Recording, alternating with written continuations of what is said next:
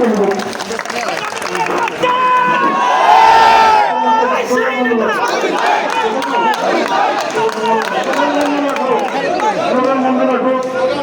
মানুষ অতিষ্ঠ হয়ে যাবে বৃষ্টিতে।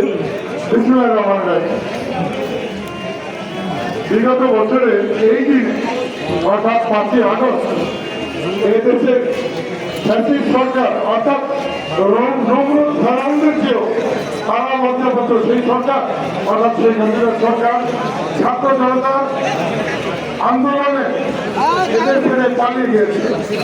সেই লক্ষ্যেই আমরা জুলাই থেকে আগস্ট এবং আমাদের যে 16টি বছর গণতন্ত্র উদ্ধারের জন্য আমাদের দল সহ অন্যান্য রাজনৈতিক দল যারা আন্দোলন সংগ্রামে ছিলেন, যারা শহীদ হয়েছেন, তাদের সকলের আপাতত আমরা সম্মান জানাই। বিশেষ করে আমাদের ধামরাই 5ই আগস্ট 24 সালে আমাদের ধামরাই কৃতি সন্তান অত্যন্ত স্কলার ছাত্র ছিল। একটু আগে তার ছোট ভাই কোরআন তেলাওয়াত করেছেন আপনাদের কাছে, 2 ভাই ছিল। এই ধামরাই মাটিতে কিন্তু পুলিশের গুলিতে শহীদ হয়েছে। আমরা সকলে তার জন্য দোয়া করবো, বিশেষভাবে আল্লাহ তাআলার কাছে কবরের শাস্তি থেকে শহীদ মর্যাদা দান করেন। এর সাথে আরো 39 জন পুরুষ মহিলা গুলিবিদ্ধ হয়েছে, তার অধিকাংশই আমাদের গ্রামের আশেপাশে, আমাদের গ্রামে। তাদের প্রতি আমরা সমবেদনা জানাই।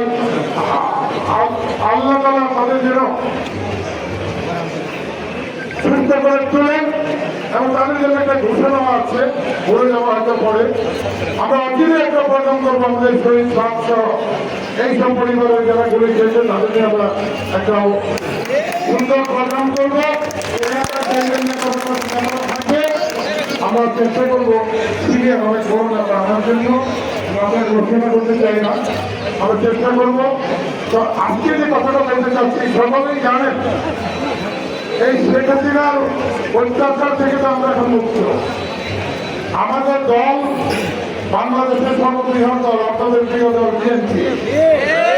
এই বিএনপির প্রতিষ্ঠাতা শহীদ রাষ্ট্রপতি জিয়াউর রহমান, উনি কি চাঁদাবাজি করেছেন কোনোদিন?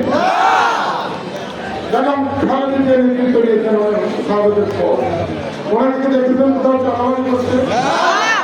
এখন নেতৃত্বে এসেছেন, নেতৃত্ব দিচ্ছেন কিছুটা, পুরোপুরি নয়, আমাদের প্রিয় নেতা তারেক রহমান। ওনাকে চাঁদাবাজি করতে দেখেছেন? চাঁদাবাজি মামলায় ওনাকে গ্রেফতার করে মামলা দেওয়া হয়েছিল, কিন্তু কোনো দেশের নামে কোনো টাকা পয়সা পাওয়া গেছে। আজকে এই ধামরাই মাটিতে বলছি আমরা বিএনপির ক্ষতিগ্রস্ত হচ্ছে। 1 কেজির চাউল পাথর সকলে চিনেন, জানেন। ইনশাল্লাহ যারা অপরাধ করবে দেশের কর্তব্য আইন এবং আমার দলীয় সংগঠন, দলীয় সংগঠন ইনশাল্লাহ অচিরেই আপনারা দেখবেন যে এর ব্যবস্থা নিয়েছেন এবং শাস্তি, কঠিন শাস্তি ব্যবস্থা। তারপর কোথায় ব্যবস্থা নিজেরাও বুঝেন। এই বিএনপির ক্ষতি করে বিএনপির সময় কতিপয় কিছু নেতা কলেজগুলো বিএনপির সময় বিএনপির সুবিধা নিয়েছে, আওয়ামী লীগ আসছে, আবার আওয়ামী লীগের এমনিতে তাদের গানে বসে আবার উৎপাদ করছে। এখন আমার সেই কয়েকজন বিএনপির নেতা থাকছেন, এক নেতা বানিয়ে তাকে নিয়ে বিভিন্ন জায়গায় বিভিন্ন বক্তৃতা দিয়েছেন। আজকে আমি আপনাদের বলতে পারি গোয়েন্দা সংস্থা ঊর্ধ্বতন প্রবর্তী পক্ষের থেকে জানা আমার কাছে সরাসরি বলেছে যে আমাদের 12টি বড় বড় বই থাকে, 2টা লোক লুটপাট করে।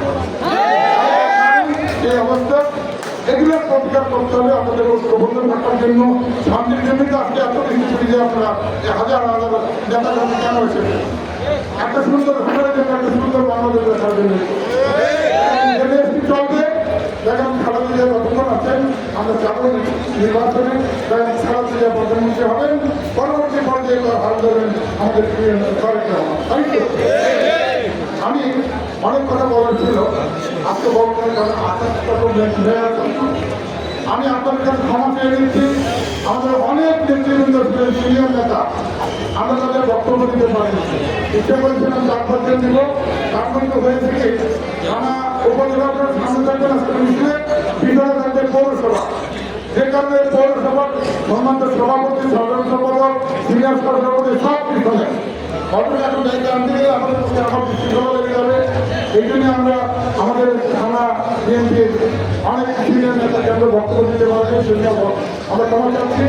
বিনয়ের সাথে অনুরোধ করবো, 16টি বছর আপনারা কষ্ট করেছেন, শেষের দিকে 5টি বছর কেউ বাড়ি আল্লাহ আপনাদেরকে মুক্ত করেছেন, আমাকে মুক্ত করেছেন। আসুন আমরা ঐক্যবদ্ধ থাকি। যারা মানুষকে বিচ্ছিন্ন, যারা তাদের বিরুদ্ধে জড়িত, নিঃসন্দেহে জানেন তারা রহমান বারবার বলেছেন তারা বিএনপির কেউ না। অথচ যারা বিএনপির কেউ না তারা কোথায় যাবে? কংগ্রেসের অন্যতম। আমি যে অনুরোধ করবো, অনেক কষ্টের মধ্যে যেতে আমাদের প্রথম আমাদের থানা বিএনপি, প্রথম মহিলা দল, তারপরে থানা বিএনপি, মানে থানা, এরপর পৌরসভা, সোনার পৌরসভা, সকল তখন